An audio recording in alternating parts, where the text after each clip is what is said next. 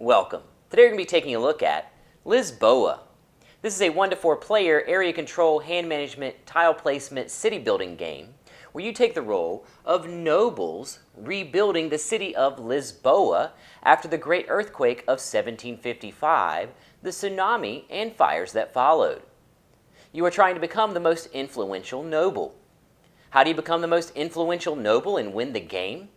By having the most wigs at the end of the game, through your ships, sets of rubble, your stores, your rays, decrees, officials, and the royal favor.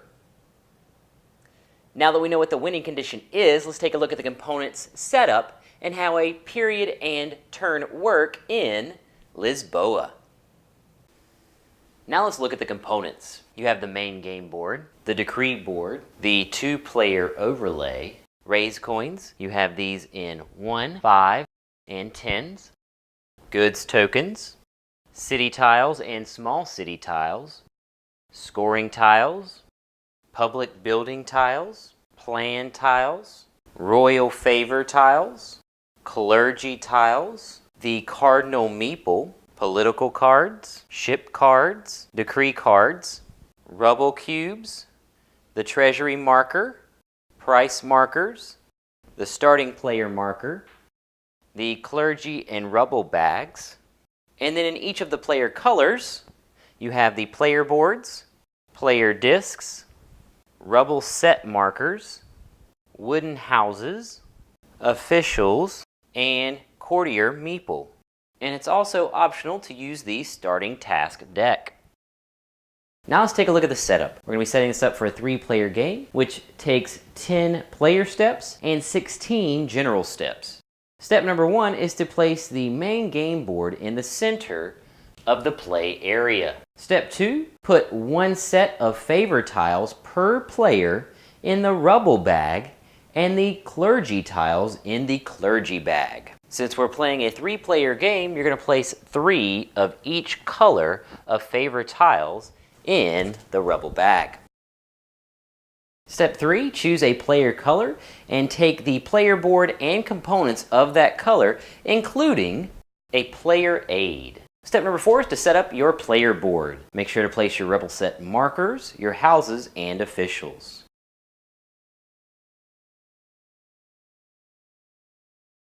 Step 5, take your starting resources. So take 10 rays and 1 good of each type.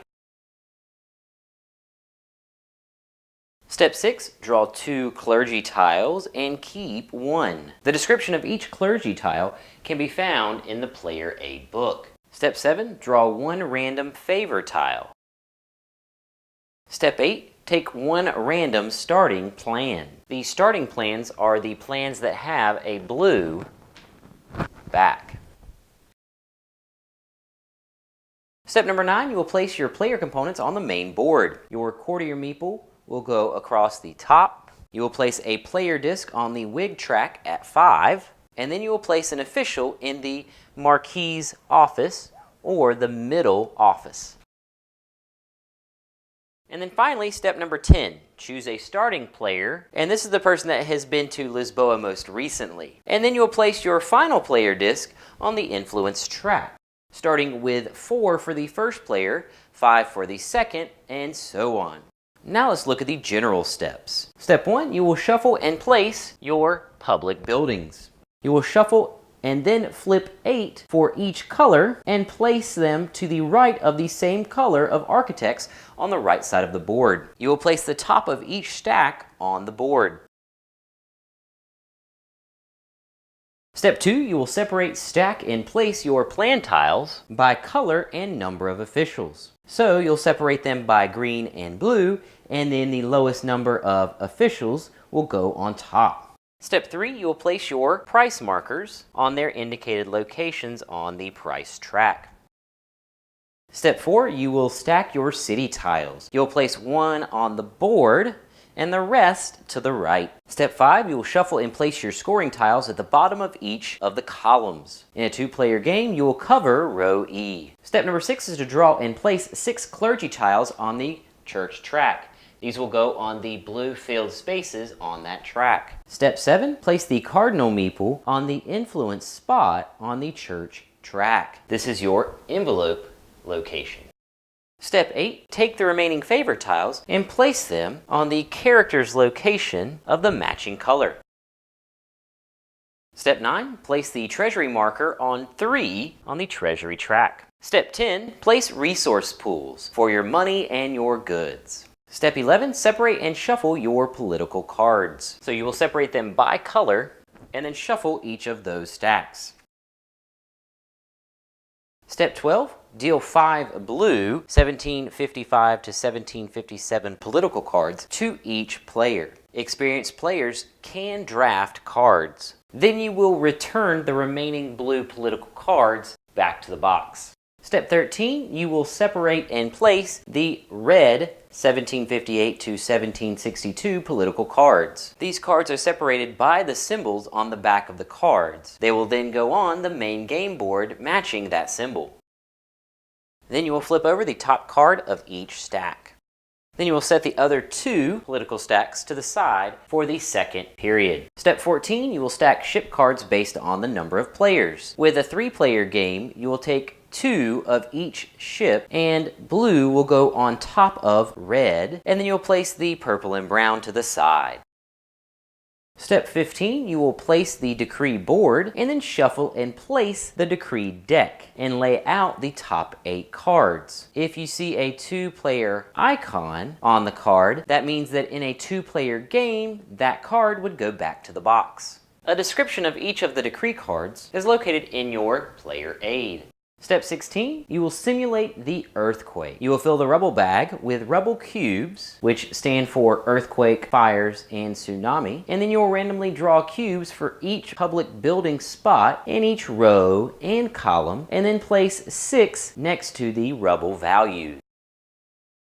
Now let's take a look at the gameplay. A game consists of 2 time periods. Players will take turns until a player has 2 complete sets of rubble or 3 of the political decks have been exhausted. Then, after that turn, the second time period begins. For the second time period, after a player has 4 complete sets of rubble, or 3 of the second time period political decks have been exhausted, everyone will then get 1 final turn before the final scoring. Within each of those time periods, players will take turns going around, and there are 3 phases to a player's turn. You will dock your ships, you will play a card to take an action or 1 of the race tokens, and then you will draw a political card. Now let's take an in-depth look at a player's turn, starting with phase 1, docking your ship. If you had a ship that had all of the cargo flipped over to the crate side, you would discard those goods, and the ship is considered to have returned home. Phase 2, you will play a card to take an action or get 1 of the raise tokens. You will play a card from your hand to take 1 of 4 actions. If you play a card into your portfolio, you could take the sell goods or trade with nobles action.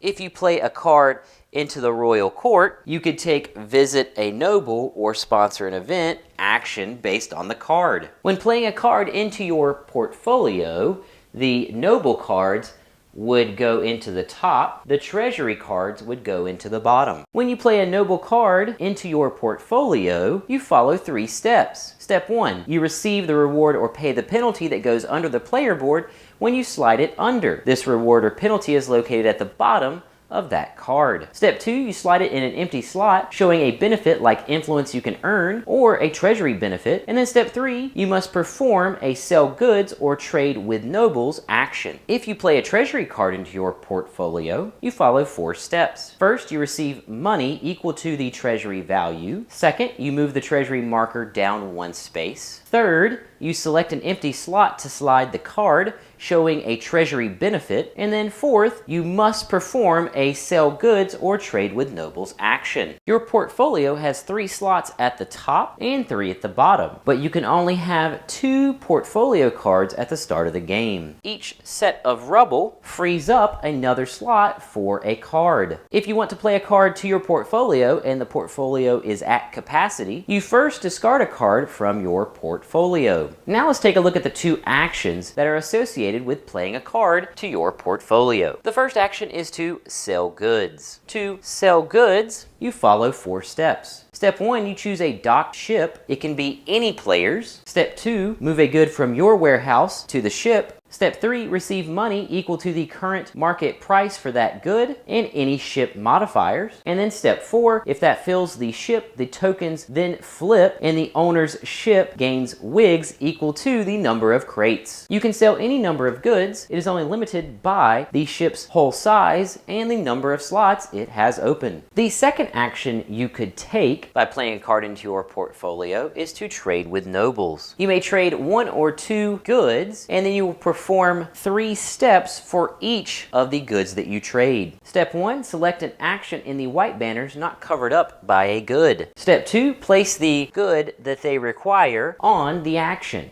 For the builder's banner, you could place 2 officials to 2 different noble offices. If the office is full, you may move one of the most of a particular color to the plaza. You can acquire a plan. You would simply take the top plan from either of the 2 stacks and place it on your player board. For the minister, you may build a ship. You would pay the number of different goods equal to the whole size of an available ship, tuck it in the top of your portfolio. You would then perform the actions being covered up like your portfolio cards, which you would move the treasury up 1 and gain influence, including the ship you just slid into your portfolio. You could produce goods from each store you own. Take 1 good of its business type from the supply. That particular good is based on the street that the store is facing. Then each type produced drops 1 in the market price. The king's white banner action, you may meet with the cardinal. You can move the cardinal meeple 1 to 2 spaces and then take either of the clergy tiles adjacent to the cardinal. If movement calls the cardinal to go by or on the treasury location, you would move the treasury up 1. When you're moving the cardinal, the movement is between tiles. If the cardinal landed on or by the influence icon, you would go around and individually decide to gain influence or not. And if they decide to gain influence, they would discard one of their clergy tiles, gain the wigs on the back of that clergy tile, and then collect influence. The influence they gain on the influence track at that time would be gained from the influence showing at the top of their portfolio, indicated by the influence mark on your player board. The other action on the king's white banner is to gain a royal favor. You would take a favor tile from one of the nobles you don't already have on your player board and place it on your board. Favor tiles allow you to follow a visit to a noble on another player's turn.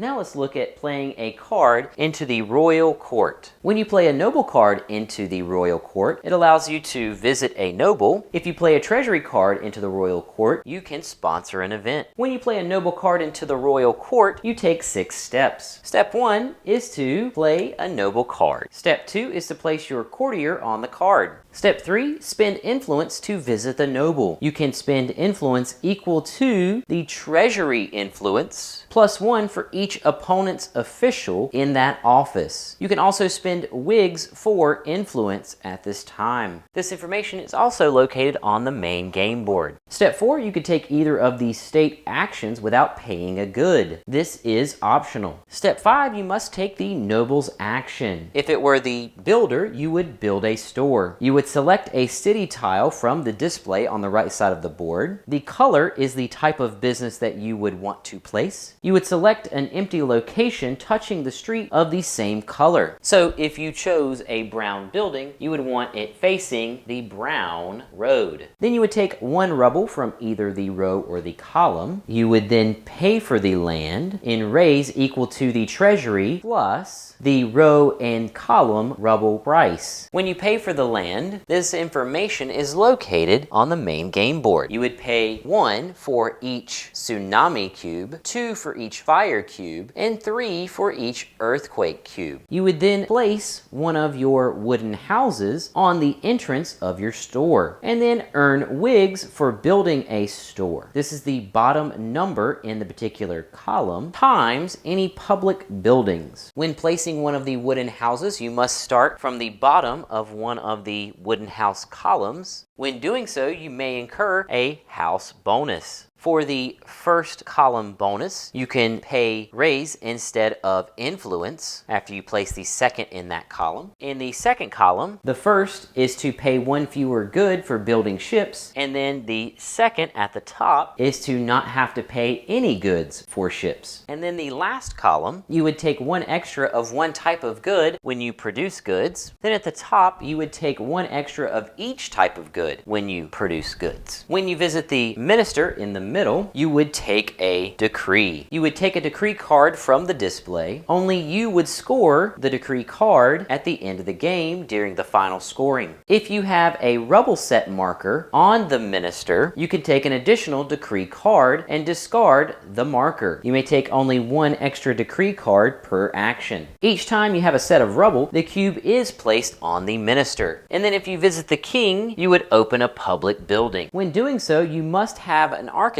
of the color of the public building you want to build. You only have two options when building the public building. You also must have the number of officials equal to the architect's plan tile or money to hire the rest. Then you would select a site for your public building. You would then select a site along the west, north, or east of the city. If it's on the north side, make sure that it has a matching street color. Then you would take the rebel cubes from the space as a reward, show the players the plan and building, and place the building. Return the number of officials on your plan tile back to your player board. Then you would flip the plan tile on your player board and move it to the right. Then each store that matches the public building's street color scores wigs equal to the column scoring tile. Then you would refresh the public buildings available. And then finally, step 6, any opponent that has that office's favor tile may follow a visit by returning the favor tile, paying the influence, and then taking the noble action or the other state action. Then you would remove your courtier meeple. If you played a treasury card into the royal court, you would perform 3 steps. Step 1, you would play the treasury card into the royal court. Step 2, you would pay the raise equal to the current treasury value. And then step 3, you would perform the action or take the reward located on that card. Then that would bring us to phase 3. You would take a political card. You could take any of the face-up political cards located on the left side of the board. And then at the end of your turn, you would refresh the political cards, the city tiles, the church track, and the decrees display. And then you would also remove any goods from the state action. Turns would continue until someone has 2 complete sets of rubble or 3 of the political stacks are empty. That would indicate the end of the period. At the end of the period, you would perform 5 steps. Step 1, you would gain 3 wigs per rubble set. Step 2, you would remove and replace ship cards. When you replace ship cards, you would place the purple on top. Step 3, you can discard any number of cards, and then you would gain the bottom reward for 1 of each type of noble discarded. Step 4 is to draw back up to 5 cards using the purple political cards. And then step 5, you would prepare and stack the brown political cards